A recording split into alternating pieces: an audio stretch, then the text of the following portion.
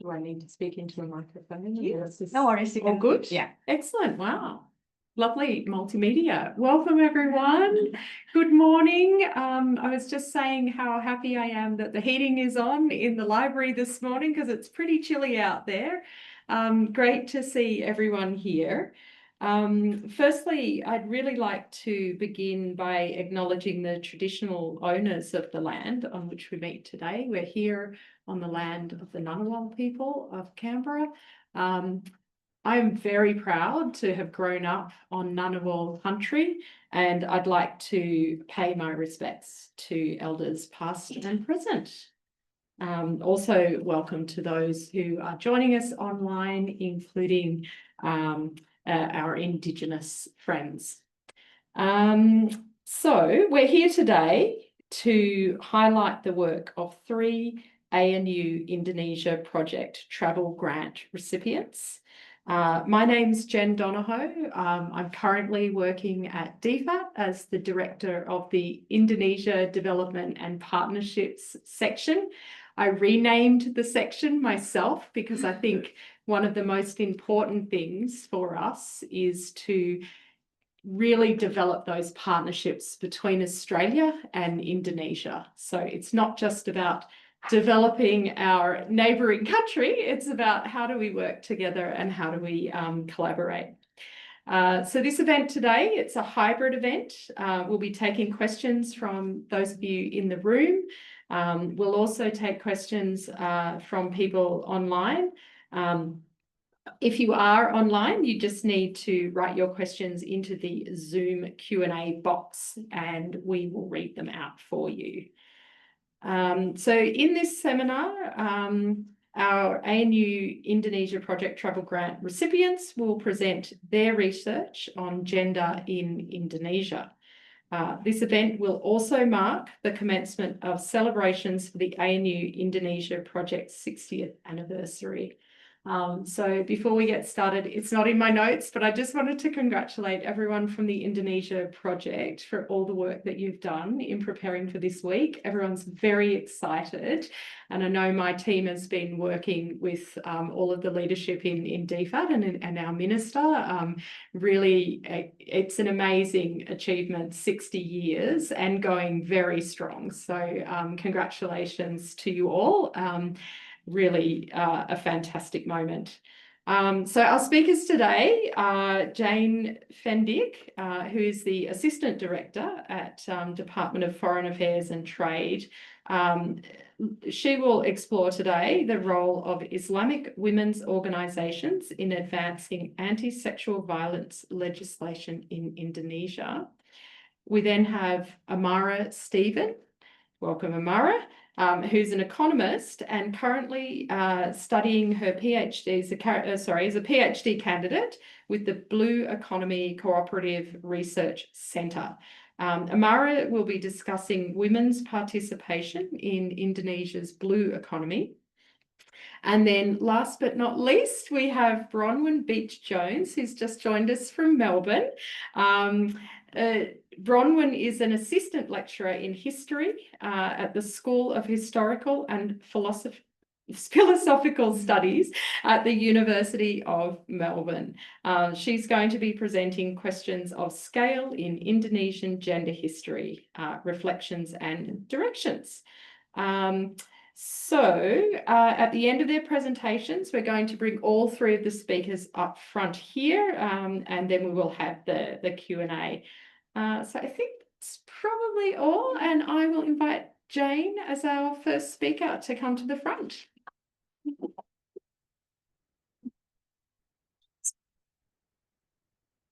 Hi, everyone. I'd just like to start by extending the acknowledgement of country that Jen kindly offered us all. Selamat siang, or selamat pagi, maaf, ibu-ibu dan bapak-bapak. Hi, my name is Jayne. I graduated from the Masters of Asia and the Pacific Studies program here at the ANU in 2023. And I was fortunate enough to receive a grant from the Indonesia Project to do my research, which was a mini thesis focusing on the role that feminist activism played in the passage of Indonesia's anti-sexual violence law, or UU TPKS, While Eva's in the room, big thank you because she was my supervisor throughout the research project, but also to the Indonesia project for supporting my research. I thought I'd start with some happy snaps. Maybe, where they, there we go. Just keep on this one. Frozen.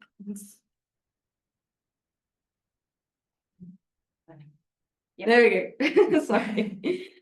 So yeah, I thought I'd start off by just talking about the research grant and the role it played in my research in a few different ways. So one, I suppose, why did I want to focus on this? I think one, it brought together a number of different passions that I have: Indonesian language and politics first and foremost. I've been studying Indonesian for a very, very long time now.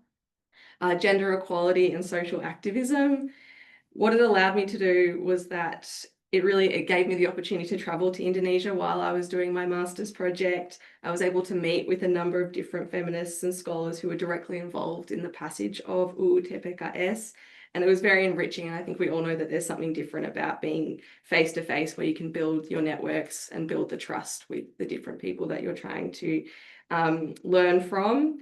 In terms of what I got out of it, lots of things, but I think first and foremost, it really built my research confidence. I was able to do things like, semi-structured interviews and, use my language skills in country, not just as a student, but as a researcher. So it was really part of my own identity shift away from that transition. Today, I'm joining you in my capacity as a former student, but it also played a pivotal role, I think, in my journey to DFAT, where I've now worked for the last year as an assistant director. So it's nice to be alongside Jen, my distant colleague in the Office of Southeast Asia. Just to set the scene behind UU TPKS, I'm sure there's plenty of people in this room who are very familiar, but for those who are not, the Indonesian Parliament passed the bill in 2022 after 10 very long years of struggle. It followed some very alarming rates of sexual violence, particularly on university campuses and during COVID-19, where there were some particularly high spikes.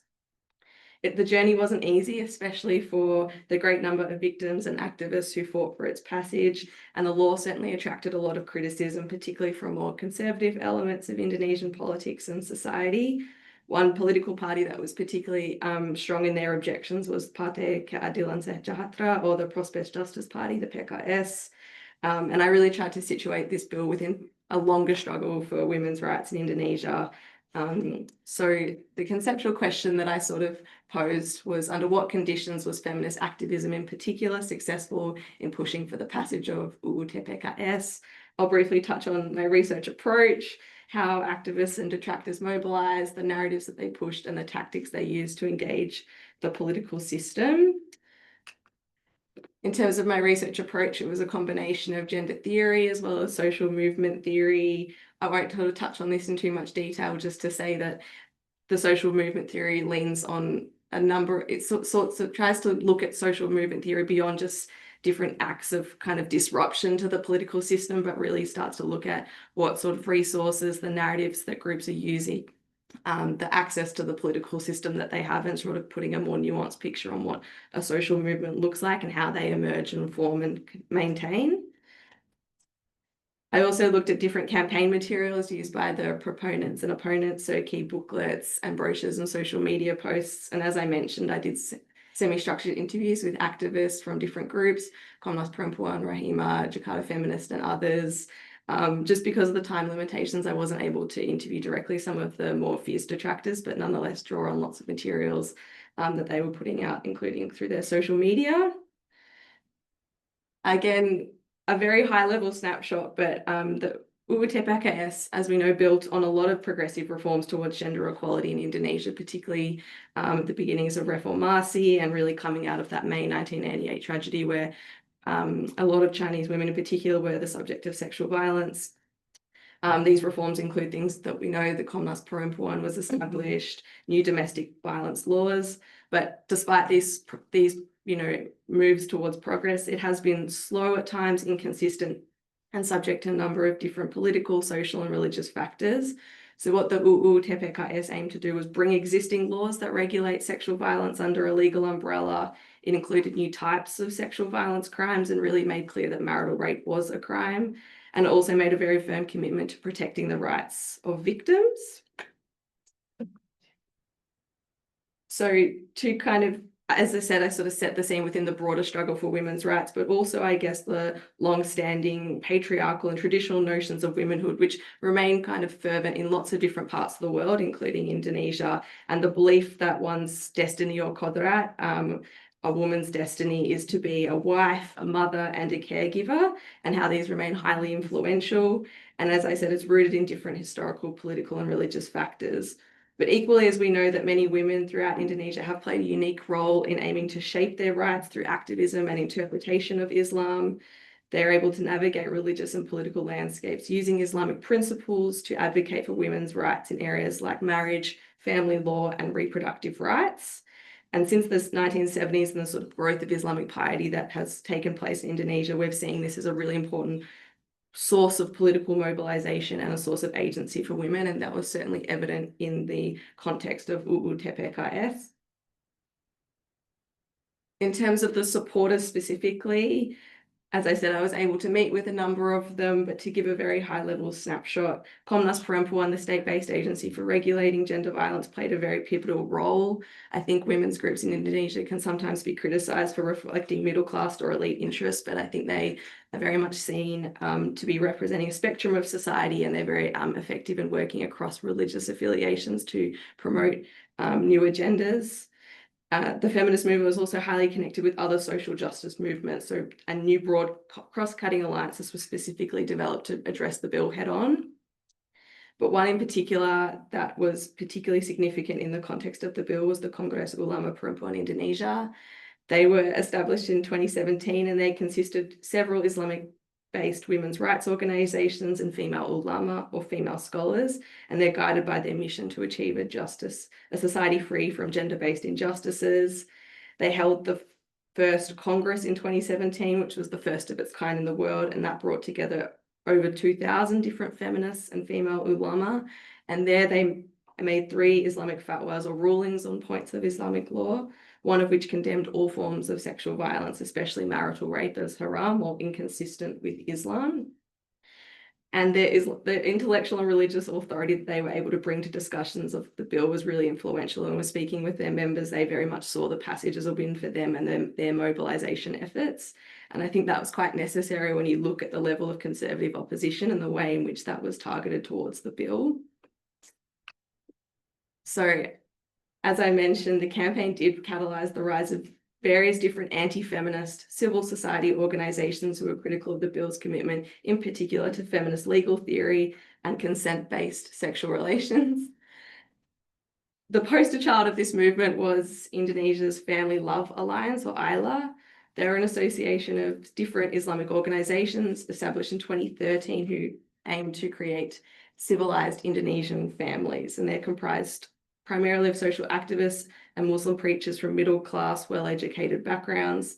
They're also very much supported by the Prosperous Justice Party, who I mentioned voted against the bill, and the PKS are known to have links to the Islamic religious movement known as the Tabi'at movement, which has connections back to the Muslim Brotherhood back in Egypt. They again are very powerful in engaging directly with existing institutional structures and wield a lot of intellectual authority to promote Islamic morality and traditional roles for men and women. And certainly if you look on their Instagram page, for example, you can find clips of seminars of academics criticizing different gender equality frameworks, such as different UN charters. As I mentioned before, the question of what was a woman's role within society remains a lively discussion, and we certainly saw that in the way in which proponents and opponents discuss the bill. And I sort of broke this down into 3 different categories, looking at the conversations around feminism, consent, and LGBTQI plus issues, or sexual deviance, as it was called by the opponents. So conservatives or anti-feminists were very clear in arguing that the bill wasn't about regulating sexual violence. They saw that as an issue that needed to be addressed, but rather they felt that the feminist values that underpinned the law conflicted with their mission to create families that were hierarchical, religious, and harmonious. They also believed the concept of consent, which was a key kind of cornerstone of the bill, was a violation of Islamic principles and the bodily autonomy, which they thought was something that had to be owned and regulated by Allah himself. And they raised fears that the bill would regulise sexual relations. So frequently in a lot of their materials using phrases like penyimpangan sexual or sexual deviance and sex bebas to stoke a number of these fears. Progressives, on the other hand, were very clear in emphasising that the tenets of gender equality and feminism were consistent with the teachings of Muhammad, in very much an attempt to downplay these anti-family suggestions. And the issue of consent, again, was something they were very strong in condemning through their religious fatwa process by linking sexual violence to the destruction of honour, integrity and soul, which Islam, they argued, strives to protect. On LGBTQI plus issues or others that were raised in the context of the bill, I think they were very creative in trying to navigate this challenge, including by referring to Quranic passages that emphasize listening to advice from leaders in times of crisis and trying not to get distracted by some of these issues that weren't related to the core tenets of what the bill was trying to achieve. Again, I think one thing that was really useful by being in person and meeting with a number of activists from different kinds of spectrums was noting that they are not a homogenous group by any means. And there's still a lot of negotiation among different groups about how you position things like LGBTQI plus issues in the context of the bill. And that was really interesting to glean from being in person. In terms of the kind of final dimension that I spoke about, political opportunities, one aspect of social movement theory is really looking at the different dimensions of political opportunity that advocates have. So to what extent is the system open? Are there elite allies that can support your cause? The level of state repression on things like different social movements. Certainly within the context of my bill, I found that the presence of elite allies was really, really important to supporting its passage. I think there can be some challenges in finding allies to support a progressive women's agenda in Indonesia. We know that there is a limited representation of women, and the predominant number of parties are right-wing nationalist parties. Of course, that doesn't preclude progressive female-focused agendas, but I think that can mean that parties don't action things because they're very much worried about losing the support of other political factions in the system. And for example, by 2019, only 3 of the 9 political factions at the time were open in endorsing the bill. So one way to navigate some of these challenges was mempengaruhi abu-abu, or influencing the grey. And so a number of activists spoke to me about how they were very deliberate in the types of advocates they lobbied, the parliamentarians that they lobbied, and that was really important to their strategy. And through that, they were able to find some key champions. Kupi in particular, who I mentioned before, have very strong alliances with major religious organisations, Nahdlatul Ulama and Muhammadiyah, who ultimately supported the passage of the bill, and that was really important. And that enabled them to build on public support for its passage. So by 2022, around 60% of respondents in the survey did say that they were open in supporting the passage of the bill, noting that most Indonesians probably didn't know it existed, or a large portion, but those who did were very supportive of its passage. And I argue that that helped create a political environment that enabled its passage, which we saw when President Joko Widodo at the time strongly urged the parliament to pass UU TPKS in the months leading up to its ratification. So to return to the question and some final observations, again, I'll argue and conclude by arguing that the case study of UU TPKS showed the different ways in which women's groups creatively and collaboratively responded to the significant political and religious backlash it generated, and how they could work with the political establishment to secure change, and how that helped ensure it withstand it from being just another piece of feminist legislation that never got addressed. In an environment of increasing backlashes on gender equality, not just in Indonesia, certainly, but globally, it's really important, I think, to understand not just the nature of these backlashes, but to identify the conditions which support feminist groups to navigate these challenges. I think it is a bit of a cautionary tale to some extent. There remain a number of challenges to women's rights in Indonesia, where patriarchal attitudes remain a key paradigm for gender relations and politics. It's not a silver bullet, so I think one thing that we'll need to continue to monitor is the extent to which this gets implemented to truly understand the nature of its impact. But I'll end on a high note, which was a quote from one of the activists I spoke to. She said that the House Speaker at the time who received the bill was not the hero in this process. The heroes were the victims, the survivors, and all of you who are campaigning, doing the advocacy. So yeah, I wanted to conclude with that, and again, very much reaffirm the great experience that I had conducting this research, and how very much it made me want to stay engaged with the academic community, particularly first and foremost here at ANU. So thank you again to the Indonesian Fellowship.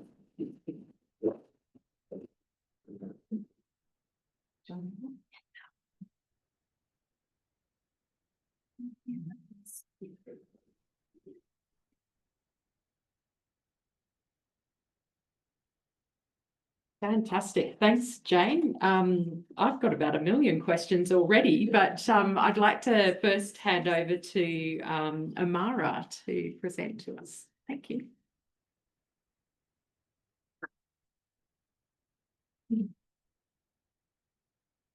Good morning, everyone, and thanks, Jayne, for a lovely presentation.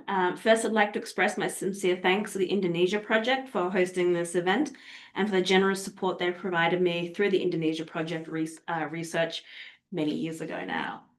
It's truly a full circle moment for me to return to my alma mater. This is where I completed my Master's in Environment Resource Economics over 5 years ago now. Today, I'm excited to share some of my key insights and themes from select locations from the travel grant I received, which explored seaweed or rumput laut and women's experiences in Indonesia. The Indonesia project was instrumental in deepening my interest in gender issues, and you'll see influences of this throughout the subsequent work since.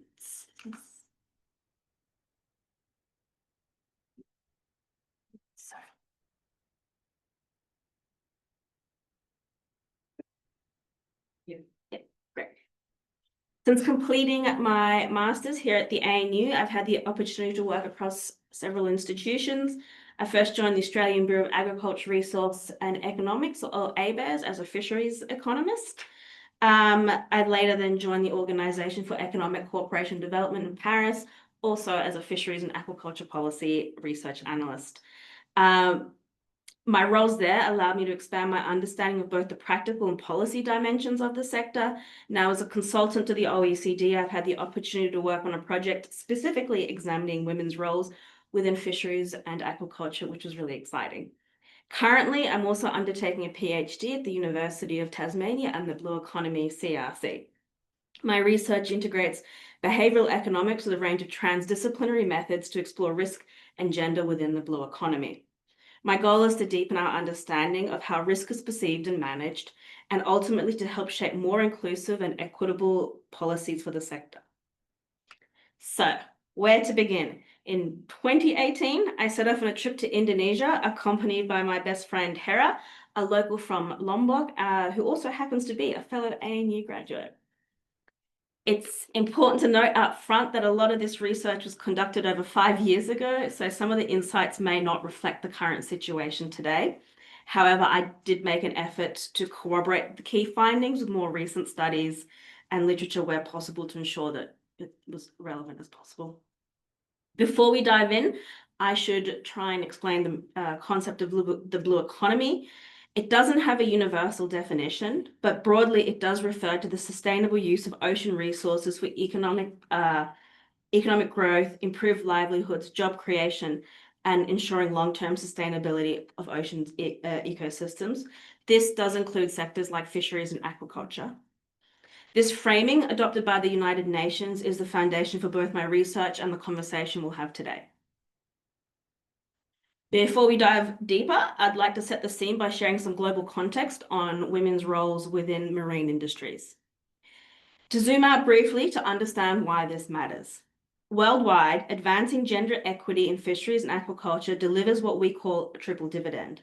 This means it not only drives greater economic efficiency and productivity, but also strengthens the well-being of households and communities and helps conserve the environment. Simply put, reaching gender equality isn't just about the right thing to do. It's essential for achieving improved outcomes across social, economic, and environmental dimensions. It is for these reasons that gender equity and equality are recognized today as a top international and cross-sectoral policy objective. Yet, despite growing attention and policy momentum, gender inequality remains a persistent issue globally. Around the world, women continue to face entrenched and long-standing barriers with systematic disadvantages remaining in many areas of social and economic life, fisheries and aquaculture included.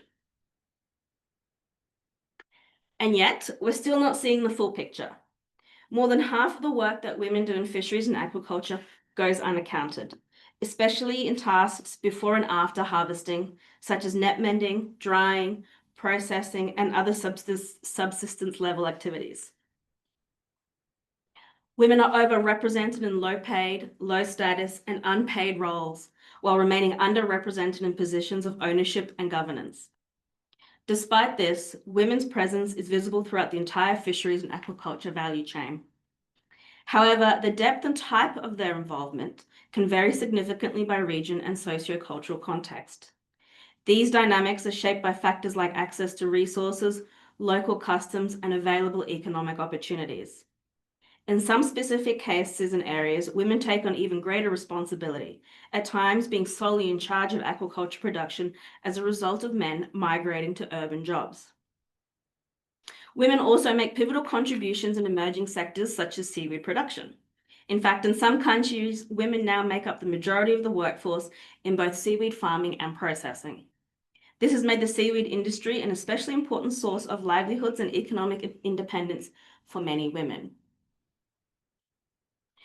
Seaweed, or rumput laut, has seen remarkable growth in economic value over the last 2 decades. This has been influenced by growing demand for its many uses, from food, animal feed, packaging, cosmetics, and other environmental applications. Not only is seaweed versatile, it's also nutrient dense, providing important micronutrients like iron, vitamin A, and omega-3s. Importantly, seaweed is now recognized as a gender-smart aquaculture sector worldwide. This means it holds real potential to advance both food security and gender equality. However, access and empowerment within the sector is not automatic. Without meaningful inclusion of women in decision-making and governance throughout the value chain, these potential benefits can be missed. Ensuring that women are actively involved is crucial if we want the seaweed industry to truly deliver on its promise, both economically and socially.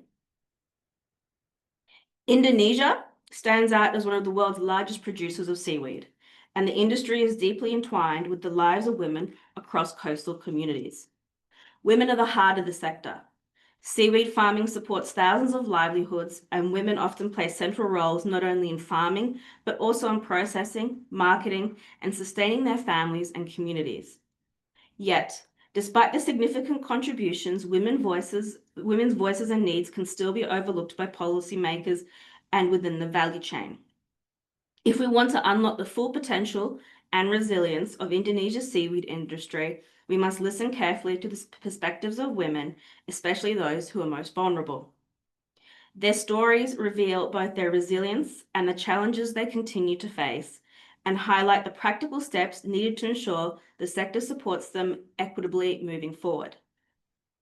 On the upcoming slides, I'll share voices and insights from women in these communities, exploring what we can learn from their experiences to better shape policy and support systems within Indonesia's blue economy. To dig deeper into women's experiences in seaweed farming, Hera and I visited several locations in Lombok and Nusa Penida. We conducted surveys and semi-structured interviews that let us hear directly from the women working across the sector. Their stories provided valuable insights into both opportunities and ongoing challenges that women face. Sorry, there's a bit of a... in Nusa Penida, we visited 3 different sites, but I'll talk about 2 today. Some communities were thriving, while others were struggling or had stopped farming altogether. Speaking with women and their families gave us a powerful glimpse into their lives. What was most striking was the contrast with some areas had adapted and maintained seaweed farming, while others had seen their local industry completely collapse due to suspected environmental pressures such as tourism or lack of support. These conversations reveal both resilience and vulnerability, giving us important clues as to what and about what's needed to better support women in the sector. In Nusa Lembongan, we encountered a seaweed industry that was all but extinct. Its collapse leaving deep marks on the community. This was especially apparent when we spoke with local women and the community who reflected on just how transformative seaweed farming once was. 3 key themes emerged from this. Firstly, the seaweed farming, particularly among women, was a powerful force of community cohesion. Activities like planting and harvesting were done in groups, fostering daily connections. Since the industry disappeared, many described a sense of fragmentation, a loss of community spirit, and shared purpose. Second, the loss of seaweed farming has made it much harder for families, and especially women, to access loans or diversify their incomes. Before, a successful harvest was seen as a guarantee for repaying loans, which facilitated access to credit and a safety net for many. Last, the shift had been particularly hard on the elderly. While younger residents had been able to move to tourism and other new roles, older community members struggled to adapt and are increasingly unable to support themselves. As one community leader told us, there is now a sense of shame over the industry's collapse, leading to reluctance to seek government help. This highlights the need for targeted support so communities, and especially women and those most vulnerable, are not left behind as the local economy changes. Across in Samaya, we found a very different story. Here, a dedicated women's farming group is active, or was active, and the seaweed industry was thriving. Another standout feature was just how clean the village was. Littering is actually banned in this village, and once a month, the entire community comes together for a coastal cleanup. Of all the villages we visited, this one was the only place with this kind of community effort. Interviews made it clear that seaweed farming was vital for this community. For many families, this was the only source of income, and it was essential for feeding their families and sending their children to school. One respondent told us how seaweed farming income helps ease the financial burden on men as well. Sharing their husband's income alone wouldn't have been enough to educate their children. A key theme that stood out within this community was the emphasis on education. Many families prioritized sending their children to school, especially daughters, away for higher education. For example, one mother told us her pride in watching her daughter become a midwife, the happiest moment of her life. Interestingly, when we spoke about marriage, many respondents said the ideal age for their daughters to marry was between 20 and 25, and for sons around 27. This was notably higher than in other areas we visited. Overall, these stories underline the significance of women's groups and local norms, not just for economic resilience, but also for broader community well-being and resilience. Next, we went to Lombok, to a very remote village. When we spoke to the people there, many believed the challenges of seaweed crops were linked to the expansion of the corn industry. They felt that the growth of the corn plantations was affecting the environment and possibly polluting the waterways, making it hard to produce high-quality seaweed and coordinate successful harvests. This perception highlights a complex interplay between different agricultural activities and why supporting women seaweed farmers means considering the broader landscape and resource pressures they're facing. In this community, one of the most striking things we encountered was the prevalence of what I suspect was decompression sickness among men who dive for lobster and fish. The community even had its own sort of folklore around these incidents, stories used to make sense of the risks. Tragically, this left many women as widows or carers for their husbands who have been permanently injured. As a result, women often became the sole breadwinners for their families. What stood out even more was the financial impact. Women without a husband or a working-age son struggled to access credit or support. Without male-backed collateral of formal income, many told us they couldn't get loans to invest in businesses such as seaweed farming to improve their livelihoods, highlighting just how gendered financial access can be. This reveals a more urgent need for more inclusive financial tools and support mechanisms that recognize women's economic roles, especially in communities facing compounded risks.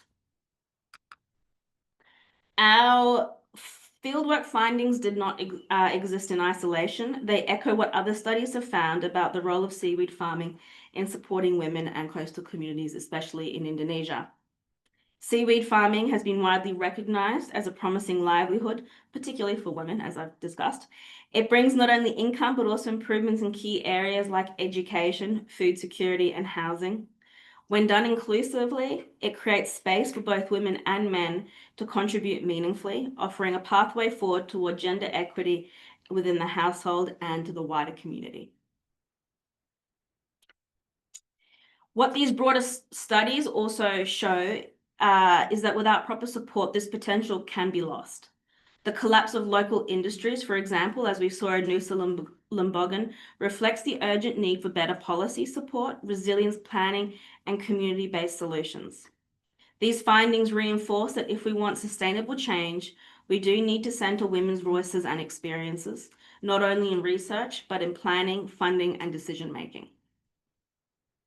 Drawing on my OECD research and fieldwork, one thing is clear. Advancing gender equality in fisheries and aquaculture takes leadership and real policy action. We consequently see women's work being undercounted, even if they play vital roles throughout the value chain. Experience across countries, including Indonesia, shows that when women are included and supported, whole communities do benefit. To move forward, we need to mainstream gender in all policy stages, use intersectional analysis, carry out gender impact assessments, and collect better gender disaggregated data. Supporting women's leadership and creating targeted interventions along the value chain are also crucial steps. Ultimately, building a more inclusive blue economy will deliver stronger, fairer outcomes for everyone. I'm now going to talk about my PhD, which is kind of what I'm doing now. So since completing my earlier research, these insights on gender in the blue economy inspired me to take a new direction into my PhD, this time focusing more on methodology in behavioral economics. At the moment, I'm wrapping up a systematic literature review of incentivized behavioral experiments, which is when studies use real rewards to measure how people take risks. Crucially, this research looks at how gender and sex are defined. In research, gender generally refers to socially constructed roles and identities, while sex is about biological characteristics. Many studies blur these distinctions or only treat them as a binary category when disaggregating experiments and interpreting results. A major narrative in behavioral economics or behavioral science has been that women are, on average, more risk-averse than men. This has shaped policies and interventions, sometimes in ways that presume or reinforce these differences. But my review suggests that these findings aren't always clear-cut. Methodology matters, and real-world context can complicate the picture. This means we should be careful about translating risk aversion findings directly into policy without considering how gender and sex are measured, the diversity of people's experiences, or the design of the experiments themselves. If we overlook these nuances, we risk building policies that unintentionally reinforce these stereotypes rather than to foster genuine inclusion and equity in the blue economy and beyond. Sorry, this got a little bit muddled, but as my preliminary results show, the relationship between gender, sex, and risk aversion isn't completely clear-cut. When we break down the evidence by effect, a significant number of studies actually find no consistent differences, showing that women are neither more nor less risk-averse than men in many cases. This highlights just how important it is to look beyond the simple assumptions and to consider the complexity in how gender, risk, and sex interact. My second project, which I'm just beginning to analyze now, so it's all preliminary still. This research explores how decision-making and policy in industry can be influenced or even distorted by the highest paid person's opinion, often called the hippo effect. In practice, this means that the loudest or most senior voice in the room can dominate decisions, while other valuable perspectives, especially those from women and marginalized groups, can be overlooked. To tackle this, I've used design thinking, a user-centered collaborative approach that actively encourages co-creation and co-knowledge building solutions. This has been particularly relevant when thinking about gender dynamics. For example, during interviews in Indonesia, we found that even when inviting women to share their stories, husbands would sometimes insist on speaking for them or being present in these interviews. These power dynamics can shape what gets heard and ultimately what gets included into policy. By applying design thinking, I hope to break down these barriers so we can democratize the knowledge creation process and ensure that women's voices and those who are marginalized are also being heard, especially in the agriculture sector. Ultimately, the project aims to understand what practical steps and policy ideas from the fisheries sector can help inform more inclusive, effective aquaculture policies in the future. This is very chaotic. I call this structured chaos, but this slide shows just one example of the kind of collective insights generated during my most recent workshop, made possible through digital facilitation tools. What you're seeing here today are visuals and notes created in real time as participants shared their ideas, stories, and reflections virtually. What made this process powerful wasn't just the technology, it's the way it enabled co-knowledge, bringing together diverse voices to co-create understanding. That's a lot of co's in there. Not just to collect input.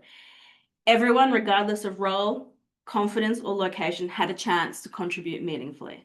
We're still unpacking the richness of these outputs, but what stands out is how each session became a generative space, open, participatory, and grounded in mutual learning.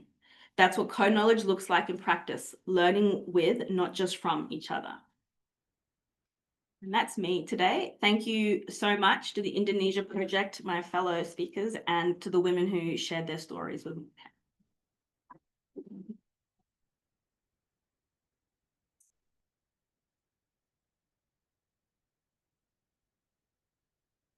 Oh, well done, Amara. 3 for the price of 1. I hadn't realised. That was fantastic. No, but seriously, as I was listening to you speak, particularly about the seaweed farming issues, it was very sobering. You know, the intersection between issues for women and the environment and communities. I'm sure there's going to be lots of questions on that. We are running to time happily, but I will call Bronwyn to come up and present so that we've got lots of time for questions. Thanks, Bron.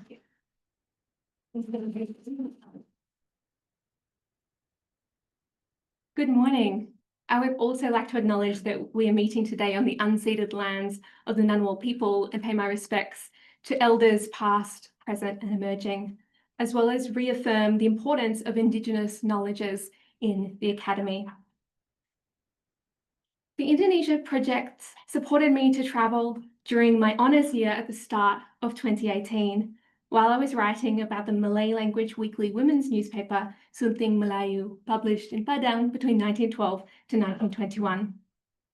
I talked with scholars and members of women's organisations in Padang and travelled to Jakarta and Yogyakarta, meeting with historians and visiting museums to assess how Sumatran women I was studying were represented or not represented on the national scale.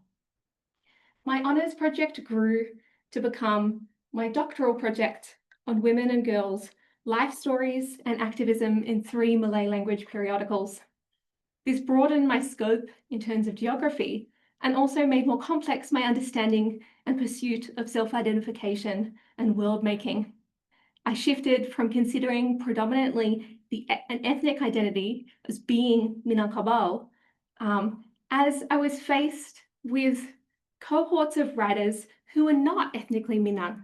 Many writers wrote about their connections to an identity of being, for example, from Tapanuli and being Batak. I thus shifted in my dissertation to focus on translocal linkages in Sumatra to understand how writers considered themselves as belonging across scales to families, to local communities, to regions, to the island of Sumatra, and increasingly over my time period of 1912 to 1929, belonging to the Indies and belonging to the nation of Indonesia. Through the course of my doctoral research, which sustained me through the long COVID-19 lockdowns in Melbourne, and which I completed at the end of 2023, I grappled with, but was also captivated by questions about scale. about how girls and women that I encountered through their own words and writings lived and dreamed across those different scales, from the local to the lofty, universally defined goals for gender reform, as well as how I could structure and tell their stories. And it was lockdown, when I could not travel to Indonesia or to the Netherlands to gain more sources, that forced me to dive into the details of their writings, the micro, and through slow practices of reading and drawing close to their textual selves, piece together some of their stories. In 2018, during my trip, I visited Kerajinan Amai Setia in Kota Gadang, near Bukit Tinggi in Agam. I stood in a building where girls and women had taught and learned since its foundation in 1911. It was founded by Retna Putri, who was 22 years old.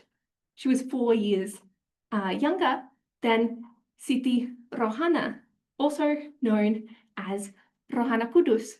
And it was during my trip in the lead up to National Press Day in 2018 that I ended up visiting in the middle of the West Sumatran campaign to get Siti Rohana, Rana Kudus, anointed to the station of National Hero, which was successful in 2019. Siti Rohana has long been noted as a Sri Kandi and as Indonesia's first female journalist. My research, and today, the stories I tell are about her friends and her colleagues, and they complicate an understanding of that singular first female journalist narrative. But back to that school. Retna Putri and Rohana Kudus founded that school in 1911 after Retna Putri had observed women embroidering at a market. She pitched this school to a group of female elders, to Bundu Kanduang, and male leaders held a community meeting in Kota Gadang and then published the school's management structure. The first surviving issue of Something Melayu also documented how this school was supported by prominent Batavia educators, including Dutch educator Samuel van Ronkel. Philanthropic support for such craft schools shows us how these schools were at the intersection between imperial progressive politics and women's visions for home industry that included cultural nationalist visions and discourses of self-sufficiency, which sharpened over the course of the First World War.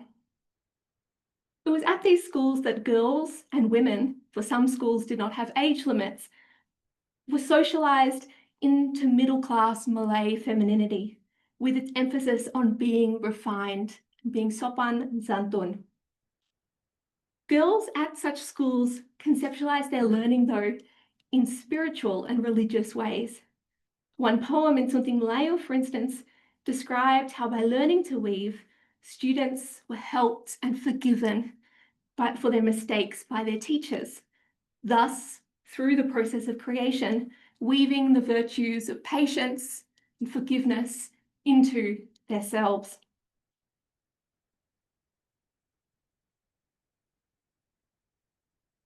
Kota Gadang also connects us to one of the fragmentary life stories that I would like to tell you today, that of one writer in Something Melayu, Kamisa.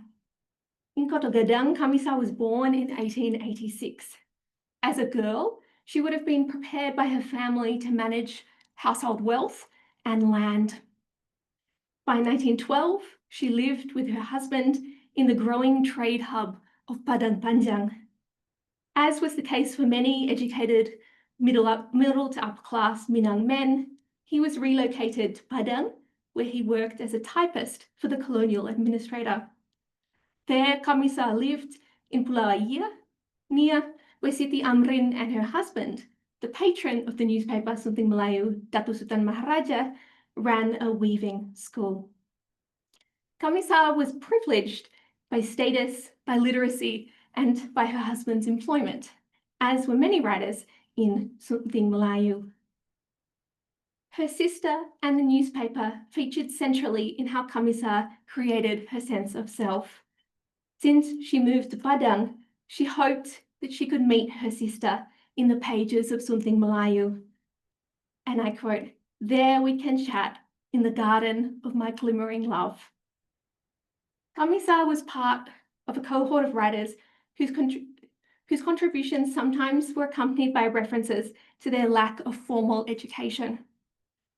For instance, Siti Jatia, who became co-editor of Something Melayu in 1918, had convinced her husband to teach her to read and write after their marriage in 1908. It is likely that Kamisa also learned to read and write through such a pathway, or perhaps she was taught by her father, as in the case of Siti Rohana.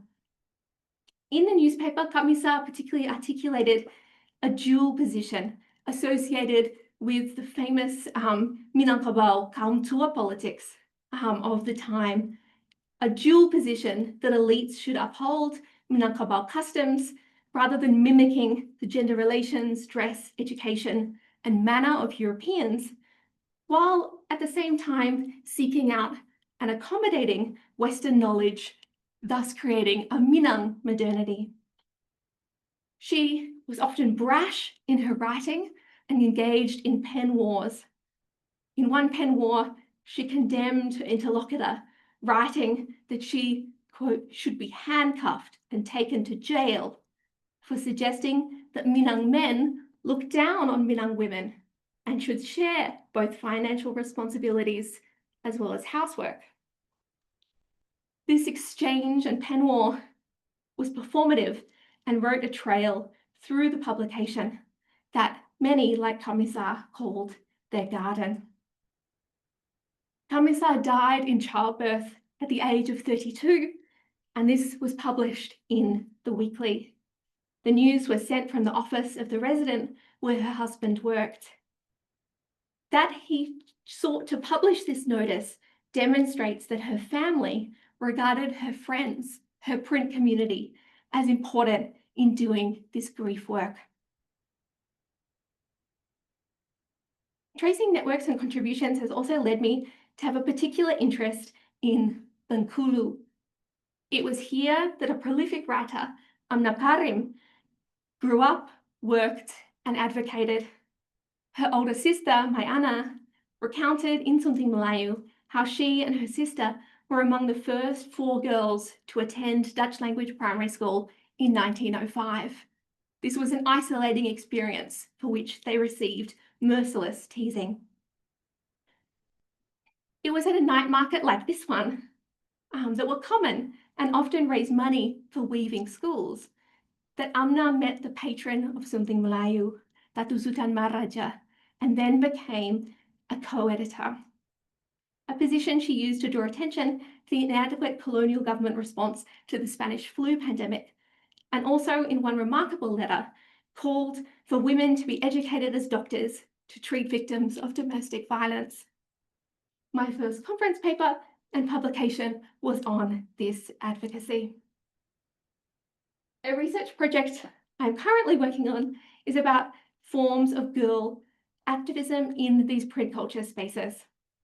This is a quote from Siti Habibah from Pasaman. She wrote to the newspaper in 1914 about how she was forced to leave school because of the decision of local community and clan leaders. Through the periodical, girl writers like Habibah posited that attending school was not only a worthy endeavour, but also a natural one. That not being able to attend school here was likened to an owl missing the moon.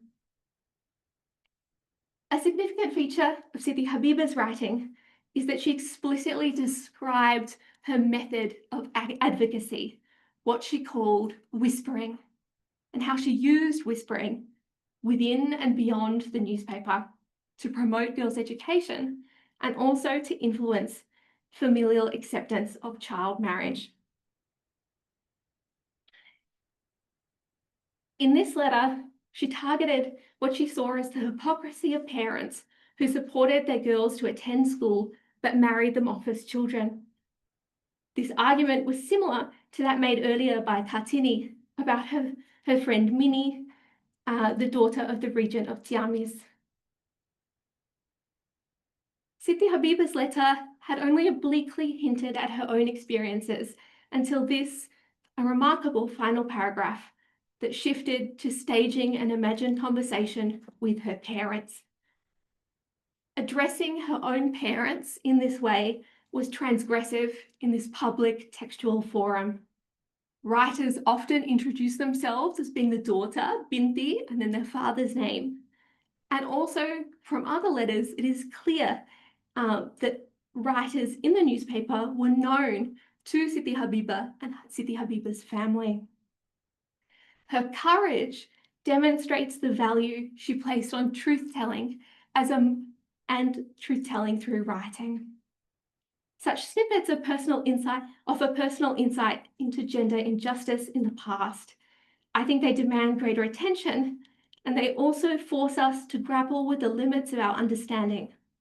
In pursuing a micro-scale analysis, there will be gaps and there will be silences. As I was writing this presentation a few months ago, the grandmother of my husband passed away in Padang Pariaman in West Sumatra.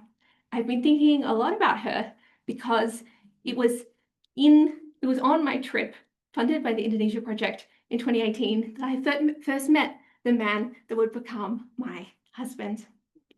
Later that year, and for many years afterwards, I would sit with Matu Janidar, who was in her mid-90s, on the veranda of her house. There, I learned how to speak Minang, and through her grace and generosity, I also learned how to tell stories in different ways. Stories that do not have a beginning, a middle, and an end. Stories with gaps and stories with silences. Child marriage was also a silence in her life. And I've been thinking a lot about sources like this and how, hopefully in the future, I can connect families with sources that provide insight into the lives and the worldviews of women and girls in the past. Siti Habiba lived a very mobile life with her younger sister. By 1917, she lived in Lubuk Alung, which you can see on the map here. And her sister narrated their journey in different poems, both home to Pasaman, to Maligi, and then their relocation to the neighbouring residency of Jambi. In Jambi, Siti Mutisa, so Siti Habiba's younger sister, began working as an assistant teacher. She was a teen girl who was part of a cohort who defined a period, a new period, between graduating from primary school and between getting married. This was a period of opportunity and professional life that her older sister, Siti Habiba, had longed for. The theme of mobility returns us to the highlands of West Sumatra and Kerajinan Amara Steven. It was in mid-1916 that Sunting Melayu reported on the establishment of a different school in Medan. It was there that an initial class of 10 girls were taught how to weave by Gumarnia, a teacher from Koto Gadang. That school had some financial issues and looked over the course of the next few years to different sources of funding, including philanthropy and the Delhi Sultanate.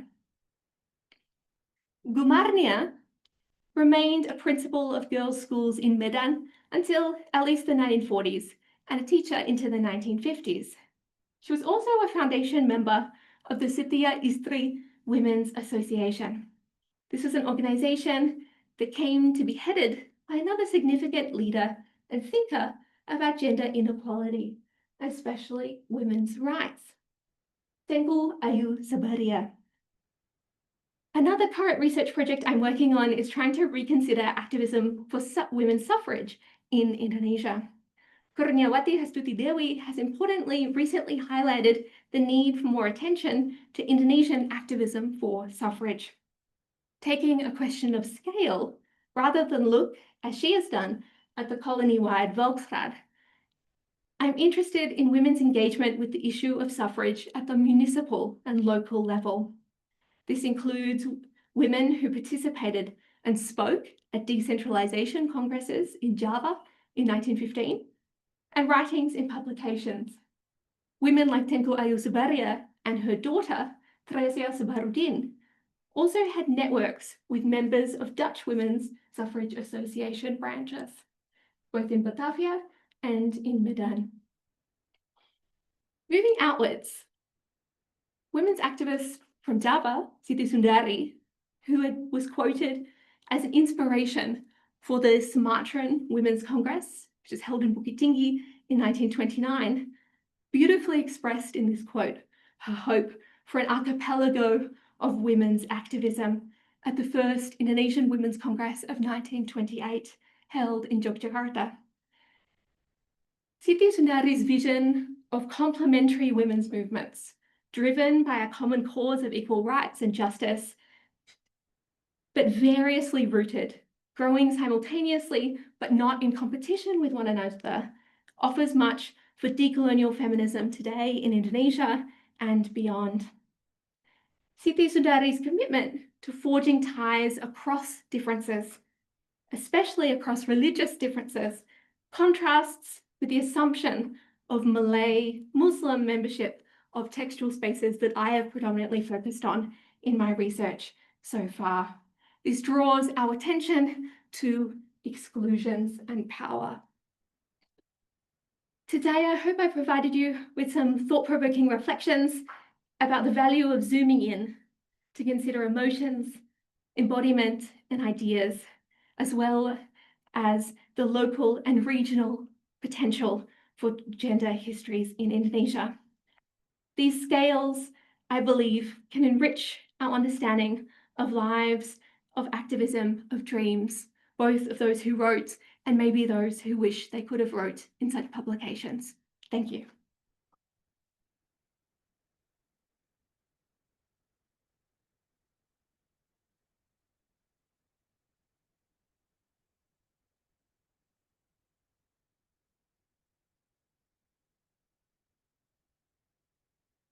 Thank you very much, Bronwyn, both for sharing that fascinating research that you've done, but also for sharing your personal story.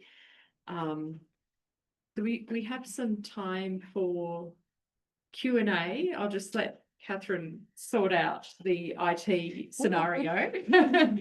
Thank you. I'll take some questions from the room first, and then we'll see whether we have some questions from the online audience. Greg, your hand went up very quickly there. You are first. Please. So thanks to everyone for your great presentations, but I wanted to direct my question to Jayne and your interesting research. So two things. The first is when you're looking at the context, in particular you mentioned social movement theory and political opportunity structures. One thing that occurred to me that you didn't mention was Jokowi's campaign against Islamists that really began in 2017.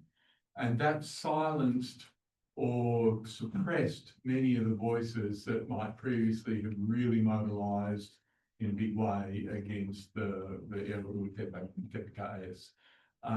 So that's the first thing, because a lot of those much more conservative forces in the Islamic community were cowed by what Jokowi was doing with them. And the second thing was the Islamists within Parliament, the PKS party, P3, they forced some compromises in the bill, didn't they? So the final bill was not the one that progressive Muslim activists completely wanted, was it? So I just wondered what sort of view you had on those compromises, whether it's significantly diluted the impact of the bill. Yeah, no problem. Were you taking multiple, or should I just jump in? I reckon jump in Jump right and then we'll go to the next question. Yeah. Thank you so much for your questions, Greg. Again, yeah, I've seen the 15 minutes. I'm glad you asked because you can't always address everything. Definitely, I didn't focus significantly on the broader campaign, but something I definitely touched on in the research was how this was sort of a win for Jacobi as well, in sort of being able to silence, to sort of, yeah, weigh back against those more extremist voices in the parliament. And that was very much when there was enough kind of political momentum that he could kind of, one, achieve this milestone that he'd been longing to do, and he was very publicly supportive of in the end, but also silence some of those quite fervent naysayers in the PKS and the PPP, or the P3.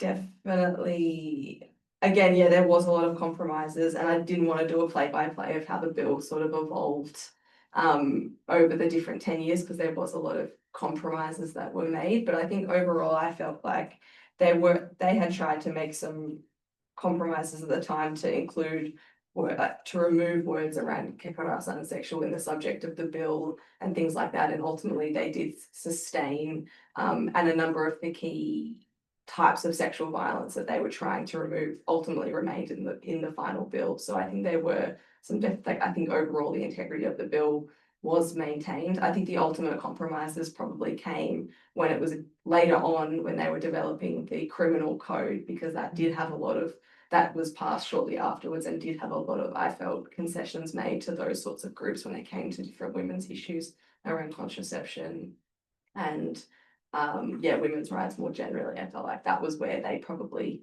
secured a lot of their wins, but the bill itself was fairly well maintained, despite the fact that they had had some specific objections on the naming of the bill, some of the types of sexual violence that were included in it.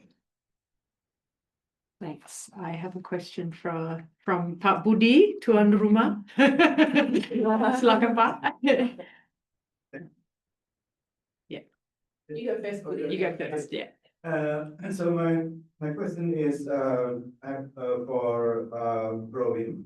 So if we look in the long term for this woman movement in Indonesia, it certainly start from a silent move, like you mentioned, whispering, which is happened as well as if you look at Java Kartini and so on. But when we come to Jayne student movement, is much more transparent, explicit. So throughout the history, what do you think that the main thing that makes this thing change?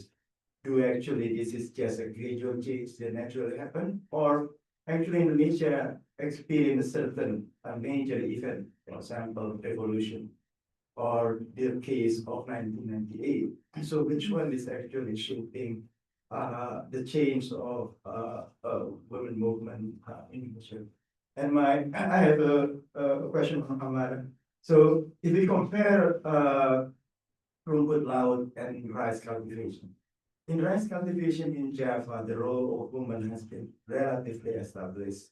When they actually enter the field, what processing they did. Now, rumput laut is relatively a new cultivation. So how exactly the bargaining that happened is such that women actually have some role in the process of seaweed cultivation? Thank you. Thank you very much for your question. I am a historian of the early 20th century, so I obviously think about time in certain ways, which often at this smaller scale. So it's great to be encouraged to think more broadly. In my research, I want to get beyond thinking about a kind of evolution from perhaps this small scale kind of what Siti Habibah calls whispering towards more public forms of advocacy. I think this it is important to reconsider what we think of as political. It is still very common, especially in history departments in Indonesia, in conversation with historians and more broadly, for there to be a distinction between different types of pergerakan, and this idea, for instance, of a physical pergerakan as being better, right, than writing, better than a social or cultural movement, which is often where women's movements kind of placed quite pejoratively, I think. And in similar ways to which I want to try and get beyond there being a process by which local and regional identities were kind of subsumed into the identity of being Indonesian during the course of this 1910s to 1928 and the youth oath. I think too we need to think about the radical nature of acts of expression at the local level, including in these publications, but also acts of disobedience to gender norms, the reimagining of gender norms that perhaps have not been documented in these archives. But broadening out, I think for the history of the Indonesian women's movement broadly, of course, the highly vocal, prominent position of Gerwani in the 1950s and the destruction of the Indonesian left and of political womanhood in 1965 and during the New Order cannot be understated. I think the legacies of that we're still working with, of course, today in the stigmatization of politically active women, especially, perhaps we could argue at the local level as well. But I think there is great potential in revisiting this early 20th century moment to think about the different forms of feminist politics, to trace Islamic feminism in different ways, perhaps outside of large organizations as well, in those more spiritual languages that I was talking about too. So for major events, of course, we have the Indonesian Women's Congress of 1928 that left off, at least in early iterations. We'll see the new national history. We can think about what that might say about what is considered important in history, who is considered an important historical actor. But finally, I just wanted to highlight too what I tried to say at the end, that there was the Indonesian Women's Congress held in December 1928, but also just a year later, there was the Sumatran Women's Congress held in Bukit Tinggi. That was initially meant to be held prior to 1928, but was postponed because of a major earthquake. And it is the close sequencing of those events, I think, that could tell us something about how this national level organizing, with solidarity to the Javanese women's organizations who met in Yogyakarta being sent from Sumatra, but also there was that more regional level of still thinking through gender and activism in that sense. So perhaps going forward in our gender history, we could think simultaneously across those different networks as well. Thank you very much for your question. That was kind of cool because I've never really thought about the synergies between rice cultivation and seaweed and how they might interplay. Don't quote me on this, but more broadly, like my observations from the different communities and things were, so there's typically two types of seaweed. There's red seaweed and then there's green seaweed or algae, whatever you want to call it. And then within that, there are different kind of species and they have different growing conditions. And some of the locations I went to, the seaweed is farmed in deeper waters, like it grows out in deeper waters. And in some places it grows out in shallower waters. And then there's the issues of the tides and there's a bit more stuff happening in the ocean, but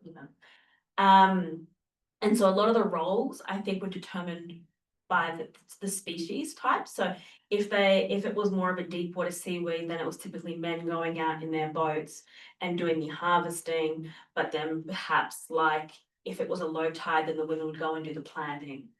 But a lot of the net mending and a lot of those sort of like tying the seaweed and untying the seaweed on land and processing was done. Okay, so I think we have another question over there. Thank you so much for all the wonderful presentations. So my question is for Amara.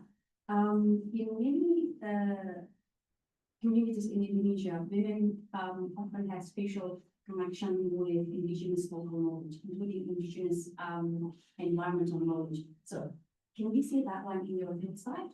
And you mentioned about this class theory, how it's very difficult for women to reach higher social and also professional position. I was just wondering whether in your field side, are there some women in your initiatives or is women civic partners initiatives to break this classism? Yeah, okay.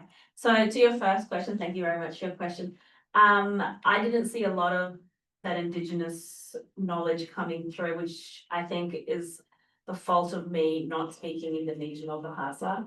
I would have to talk to her and see if she had some more insights, but definitely there are sort of stories coming around, especially when you think about like, so there's a big push towards like mangrove sequestration and carbon sequestration, and the women's roles that they play in that, for example. So the idea that a lot of the time in mangroves, women go to the mangroves because it's sort of closer to the home, they can pick the small fish and the small food, and there's a lot of knowledge around the mangrove restoration, my understanding. To your second question around seeded initiatives, definitely in Indonesia, there were certain groups of women who had little seaweed making groups, you know, where they had university lecturers or companies come in to teach them how to make seaweed or processing and things like that. But more broadly in the seafood sector, like across the world. So for example, in Australia, we have the Women in Seafood Association. In other countries too, there is a push towards getting more women into the seafood. Fisheries and aquaculture is a really big industry in the sense that it starts from, you know, farming and agriculture to engineering to policy making to fisheries management to aquaculture. So it's quite a big and dynamic field. So yeah, there's definitely things happening and a big push. So yeah, hope that answers your question. I wasn't sure like what specifically of what part of the sector you were talking about. So yeah. Thank you. I've got one online and then. So the question online is for Jayne. And you mentioned about AILA. Yeah. Sorry if I'm not pronouncing it in the Indonesian way. Days ago, this person checked its social media accounts and said that they're no longer active and they suppose they don't have many activities these days. What are your thoughts on this, and will members of the AILA or other similar organisations still campaign against the law of sexual violence in Indonesia in the future? And did you have a chance to meet them during your data gathering? No worries. Yeah, at the outset, it was a shame that I wasn't able to kind of engage more with some of the more fiercer opponents of the bill at the time. And ISLA, at least at the time, was a big poster child, and they were written about in a number of different academic articles. I haven't been as engaged in my research topic recently, so I wasn't aware that perhaps they've been less active on social media. I think I did recall at the time that ISLA was one group, but there was a number of others who were really fiercely rejected by this and empowered by sort of the political, some of the political support in the PKIS. So I think even if ISLA as an organisation was to be disbanded or they were no longer active, I don't necessarily see the sentiment dying away. I would just assume that it would be taken up through a number of other different social activist groups, many civil society organisations throughout Indonesia. So yeah, for the next research project, you know, I'll meet them. Thank you. Please. I have a question also for Jayne. I understand that you look at more of broader like when Indonesia, but I also wonder whether you observe any variation across regions or districts in terms of like receptiveness of these as or. Most of the activists that I met were based in Jakarta, and some of them come from other cities, but again, very city focused, a number of the activists. I think that's not to suggest that, and I think there would definitely be a difference between cities and the regions in terms of their response to the bill, as well as sort of the key Islamic organisations, Muhammadiyah and Nahdlatul Ulama. I did sort of pick up comments through my interview process that while there might have been support from the kind of more city-centred bases, that kind of dwindled as we maybe moved out to the more regional parts of Indonesia. So I kind of picked up on kernels of that information throughout, but I sort of didn't have any sense to verify it through my research, unfortunately. But that would be my guess. Any more online? Nope, please. Thank you. My question is for Amara. Actually, perhaps it's a bit related to the ladies' question on agriculture initiatives. So I'm just wondering, because I missed the first part of your presentation now. Sorry about that. So I perhaps have missed a little bit of the context research. So I'm wondering if the aquaculture production by the women have gone to the next level of looking at value adding their produce, because from a food security perspective, it's now, an explosion is happening around the world around seaweed as a future green food for the world.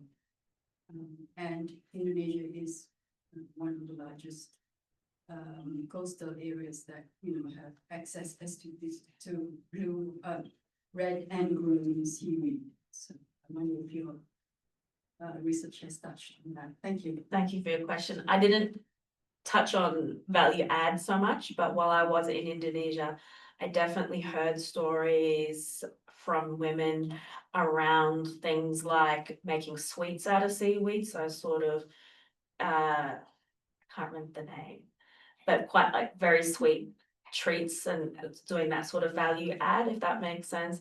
There were also stories around different countries, such as like companies from Japan. Obviously, Japan likes seaweed a lot, and trying to value add their products that way. When I was there, though, in some communities, especially in Lombok, there were issues around quality control. And so the interesting thing was sort of around the value of seaweed. So some communities got more per kilo for seaweed, depending on the quality, and depending on the quality depended on what happened to that seaweed, in terms of, did they sell it fresh or did they turn it into something else? So that answers your question. I think we have time for one or two more questions, please.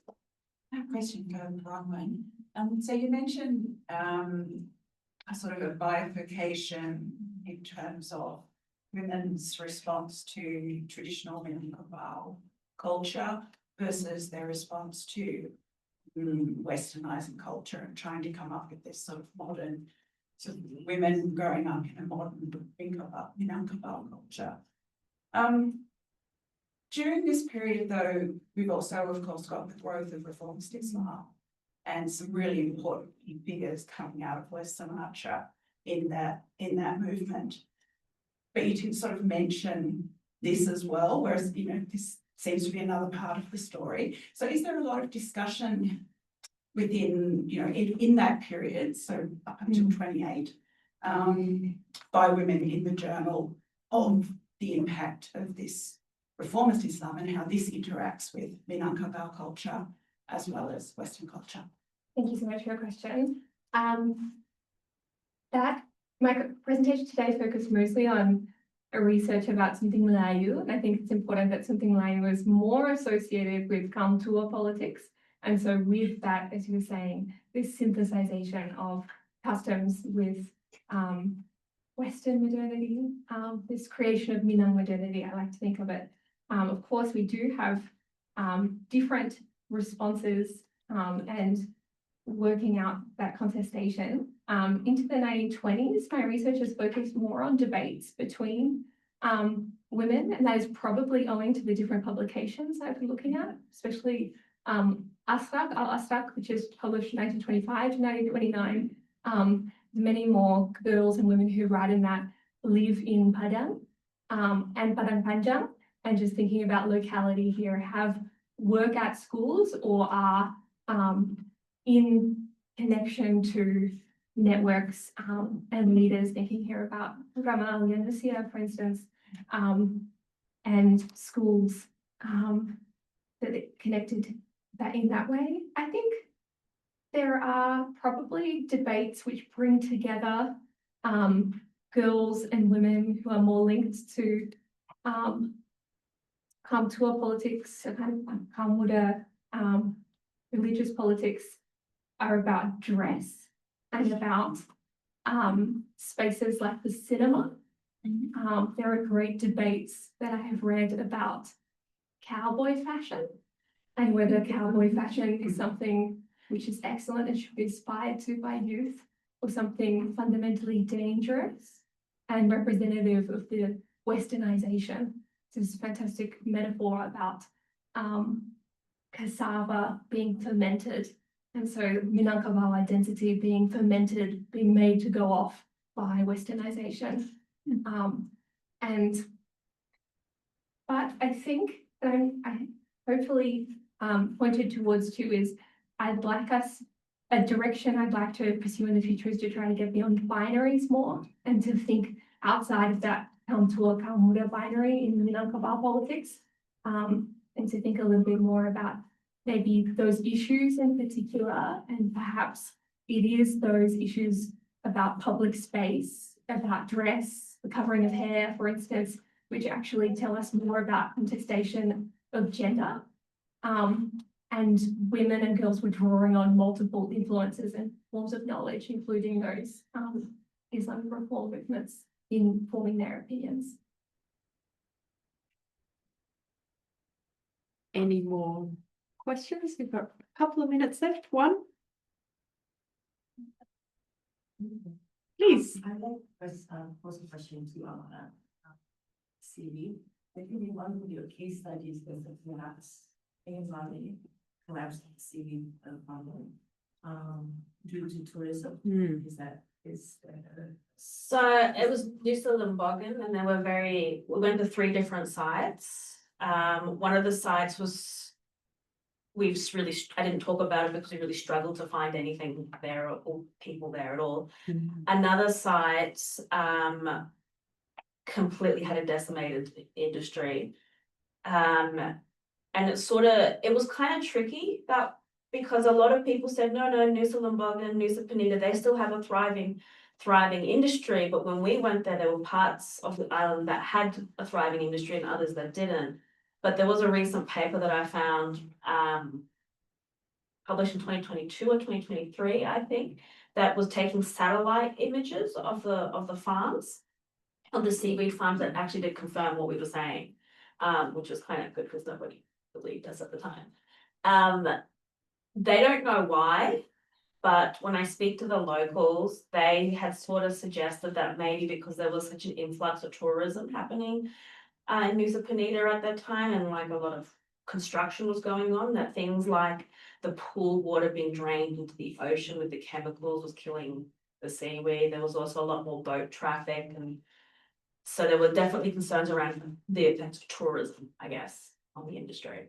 But we don't know. It hasn't been verified. Because I was wondering if it was in fact because or due to tourism. I was wondering whether a seaweed could be a crisis, go to livelihood, because during COVID, for instance, in those areas, there would have been tourists. Yeah. And a lot of people, for instance, go back to rice, cultivation during that period. So that was why I wondered, because it would be not only an alternative livelihood, but the important thing, especially for women during crisis, would that be a good point? And I definitely heard lots of stories, sort of anecdotally, around during COVID, like women going back to doing seaweed farming. So I take your point. Yeah.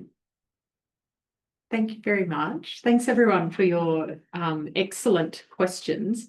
I think what's really interesting today is 3 pieces of research that on paper don't look very similar at all, but some of the themes that have come through, the challenges for Indonesian women over time and the things that women are still facing. And of course, the courage that they and their supporters have shown. So on that note, could we thank our 3 speakers for in sharing their research today? Thanks very much. And I'd just like to say, on behalf of the project, we have a little gift for you, but I might get Sarah to give it to you because it's a book that Sarah published on gender. Thanks. Sarah. Yeah,